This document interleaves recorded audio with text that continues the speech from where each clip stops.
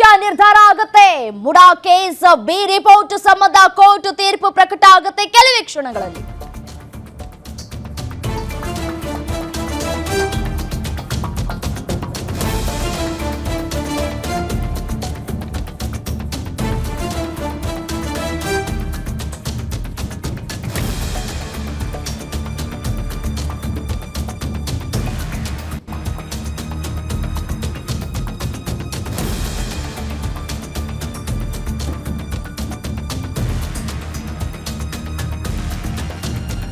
ಕೆಲವೇ ಕ್ಷಣಗಳಲ್ಲಿ ತೀರ್ಪು ನೀಡಲಿದ್ದಾರೆ ನ್ಯಾಯಾಲಯದ ನ್ಯಾಯಾಧೀಶರು. ಮುಡಾ ಕೇಸ್ ಸಂಬಂಧ ಬಿ ರಿಪೋರ್ಟ್ ಸಲ್ಲಿಸಿದ ಲೋಕಾಯುಕ್ತ.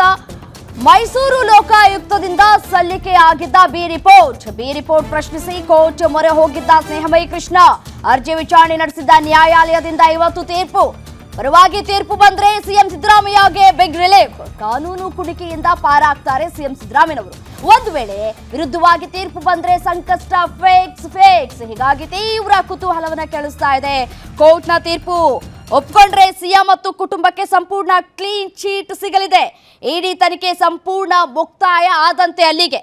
ಇಡಿ ತನಿಖೆ ಸಂಪೂರ್ಣ ಹಳ್ಳ ಹಿಡಿಯಲಿದೆ. ಒಪ್ಪಿದ್ರೆ ಇದು ಮನಿ ಲ್ಯಾಂಡ್ರಿಂಗ್ ಆಕ್ಟ್ ನಡಿ ತನಿಖೆ ಮಾಡೋದಕ್ಕೆ ಸಾಧ್ಯವಿಲ್ಲ.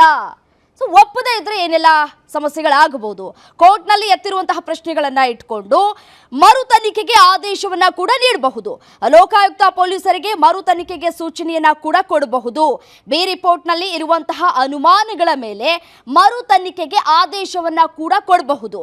ಕೋರ್ಟ್ ಪ್ರಕರಣ ದಾಖಲಿಸಿಕೊಂಡು ವಿಚಾರಣೆ ಕೂಡ ಮಾಡಬಹುದಾಗಿದೆ. ಇಲ್ಲಿ ಆರೋಪಿಗಳಿಗೆ ಸಮನ್ಸ್ ನೀಡಿ ಕೋರ್ಟ್ ಸುಪರ್ದಿಯಲ್ಲೇ ವಾದ ಪ್ರತಿವಾದ ಕೂಡ ಆಲಿಸಬಹುದಾಗಿದೆ. ಇದು ಒಪ್ಪದೇ ಇದ್ರೆ ಸಿಎಂ ಹಾಗೂ ಸಿಎಂ ಕುಟುಂಬಕ್ಕೆ ಲೋಕಾಯುಕ್ತರು ನೀಡಿರುವಂತಹ ಕ್ಲೀನ್ ಚೀಟ್ ಪ್ರಶ್ನಿಸಿ ಜನಪ್ರತಿನಿಧಿ ನ್ಯಾಯಾಲಯಕ್ಕೆ ದೂರುದಾರ ಸ್ನೇಹಮಯಿ ಕೃಷ್ಣ ಅವರು ಅರ್ಜಿಯನ್ನ ಹಾಕಿದ್ರು. ಇಡಿ ಕೂಡ ಲೋಕಾಯುಕ್ತ ವರದಿಯನ್ನ ಪ್ರಶ್ನಿಸಿ ಅರ್ಜಿಯನ್ನ ಹಾಕಿತ್ತು. ವಾದವನ್ನ ಆಲಿಸಿರುವಂತಹ ನ್ಯಾಯಾಲಯ ಲೋಕಾಯುಕ್ತ ವರದಿಯನ್ನ ಒಪ್ಕೊಳ್ಳುತ್ತಾ ಅಥವಾ ತಿರಸ್ಕಾರವನ್ನು ಮಾಡುತ್ತಾ ಅನ್ನುವಂತಹ ಪ್ರಶ್ನೆಗಳು ಕೂಡ ಇದೀಗ ಉದ್ಭವ ಆಗ್ತಾ ಇದೆ. ಆದೇಶ ಕೂಡ ಹೊರ ಬೀಳಲಿದೆ. ಜನಪ್ರತಿನಿಧಿ ನ್ಯಾಯಾಲಯ ಲೋಕಾಯುಕ್ತ ರಿಪೋರ್ಟ್ ರದ್ದು ಮಾಡುವಂತಹ ವಿಶ್ವಾಸ ಇದೆ ಅಂತ ಹೇಳಿ ಸ್ನೇಹಮಯಿ ಕೃಷ್ಣ ಅವರು ಹೇಳ್ತಾ ಇರುವಂಥದ್ದು. ಸ್ನೇಹಮಯಿ ಕೃಷ್ಣ ಅವರು ಕೂಡ ಮೊದಲಿನಿಂದಲೂ ಕೂಡ ತಮ್ಮ ವಿಶ್ವಾಸವನ್ನು ವ್ಯಕ್ತಪಡಿಸ್ತಾ ಇದ್ದಾರೆ. ಇದೇನು ಹೊಸದೇನಲ್ಲ. ಈ ಹಿಂದೆನೂ ಕೂಡ ಅವರಿಗೆ ಹಿನ್ನಡೆಯಾದಂತಹ ಸಂದರ್ಭದಲ್ಲೂ ಕೂಡ ಹೇಳಿಕೆ ಕೊಟ್ಟಿದ್ರು. ಬಿ ರಿಪೋರ್ಟ್ ಏನು ಸಲ್ಲಿಕೆ ಮಾಡಿದ್ಯೋ ಲೋಕಾಯುಕ್ತ ಅದರ ವಿರುದ್ಧ ತಿರುಗಿ ಬಿದ್ದಿದ್ರು. ಸೊ ಇಡಿ ಕೂಡ ಇದೀಗ ಲೋಕಾಯುಕ್ತ ವರದಿ ಪ್ರಶ್ನಿಸಿ ಅರ್ಜಿಯನ್ನು ಕೂಡ ಹಾಕಿದೆ. ನ್ಯಾಯಾಲಯಕ್ಕೆ ಇದನ್ನು ಮನವರಿಕೆ ಮಾಡಿಕೊಡ್ತೀನಿ. ಲೋಕಾಯುಕ್ತ ಸಿಎಂ ಪ್ರಭಾವಕ್ಕೆ ಒಳಗಾಗಿ ಕ್ಲೀನ್ ಚೀಟನ್ನು ಕೊಟ್ಟಿದೆ ಅಂತ ಹೇಳಿ ಸ್ನೇಹಮಯಿ ಕೃಷ್ಣ ಅವರು ಹೇಳ್ತಾ ಇರುವಂಥದ್ದು. ನ್ಯಾಯಾಲಯ ಲೋಕಾಯುಕ್ತ ರಿಪೋರ್ಟ್ ತಿರಸ್ಕರಿಸುವಂತಹ ಸಾಧ್ಯತೆ ಇದೆ ಅನ್ನುವಂತಹ ವಿಶ್ವಾಸವನ್ನು ವ್ಯಕ್ತಪಡಿಸ್ತಾ ಇದ್ದಾರೆ. ತಿರಸ್ಕರಿಸದೇ ಇದ್ರೆ ನಾನು ಹೈಕೋರ್ಟ್ಗೆ ಅರ್ಜಿಯನ್ನು ಹಾಕ್ತೇನೆ ಅನ್ನುವಂತಹ ಮಾತುಗಳನ್ನು ಆಡ್ತಾ ಇದ್ದಾರೆ. ಗ್ಯಾರಂಟಿ ನ್ಯೂಸ್ ಜೊತೆ ಕೂಡ ಅವರು ಮಾತನಾಡಿದ್ದಾರೆ. ಸಿಎಂ ಸಿದ್ದರಾಮಯ್ಯ ವಿರುದ್ಧದ ಮುಡಾ ಹಗರಣಕ್ಕೆ ಸಂಬಂಧಪಟ್ಟಂತೆ ಲೋಕಾಯುಕ್ತ ತನಿಖೆ ಕೂಡ ಆಗಿತ್ತು. ತನಿಖೆಯಲ್ಲಿ ಸಿದ್ದರಾಮಯ್ಯನವರಿಗೆ ಕ್ಲೀನ್ ಚೀಟ್ ಕೂಡ ಸಿಕ್ಕಿತ್ತು. ಇದನ್ನ ಪ್ರಶ್ನೆ ಕೂಡ ಮಾಡಲಾಗಿದೆ. ಇವತ್ತು ತೀರ್ಪು ಹೊರ ಬೀಳುತ್ತೆ.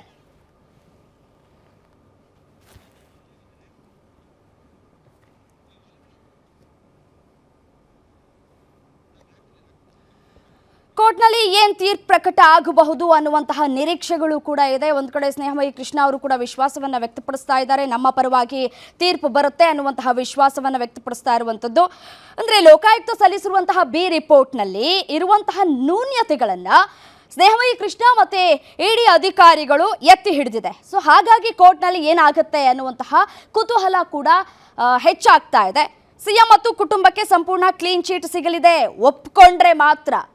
ಒಪ್ಪದೇ ಇದ್ರೆ ಕೋರ್ಟ್ನಲ್ಲಿ ಎತ್ತಿರುವಂತಹ ಪ್ರಶ್ನೆಗಳನ್ನ ಇಟ್ಕೊಂಡು ಮರು ತನಿಖೆಗೆ ಆದೇಶವನ್ನ ಕೂಡ ಕೊಡಬಹುದಾಗಿದೆ. ಇವತ್ತು ಏನಾಗುತ್ತೆ, ಒಂದು ಕಡೆ ಸಿಎಂ ಸಿದ್ದರಾಮಯ್ಯನವ್ರಿಗೂ ಕೂಡ ಬಿಗ್ ಡೇ ಇದು. ಇವತ್ತು ಏನಾಗುತ್ತೆ ಅನ್ನುವಂತಹ ಕುತೂಹಲ ಕೂಡ ಅವರಲ್ಲೂ ಕೂಡ ಇರುವಂಥದ್ದು. ಸೊ ಹಾಗಾಗಿ ಇನ್ನೇನು ಕೆಲವೇ ಕ್ಷಣಗಳಲ್ಲಿ ತೀರ್ಪು ಹೊರಬೀಳುವಂತಹ ಸಾಧ್ಯತೆಗಳು ಕೂಡ ಹೆಚ್ಚಾಗಿರುವಂಥದ್ದು. ಸ್ನೇಹಮಯಿ ಕೃಷ್ಣ ಅವರು ಕೂಡ ಬಹಳ ಹೋರಾಟವನ್ನು ಕೂಡ ಮಾಡ್ಕೊಂಡು ಬಂದಿದ್ದಾರೆ.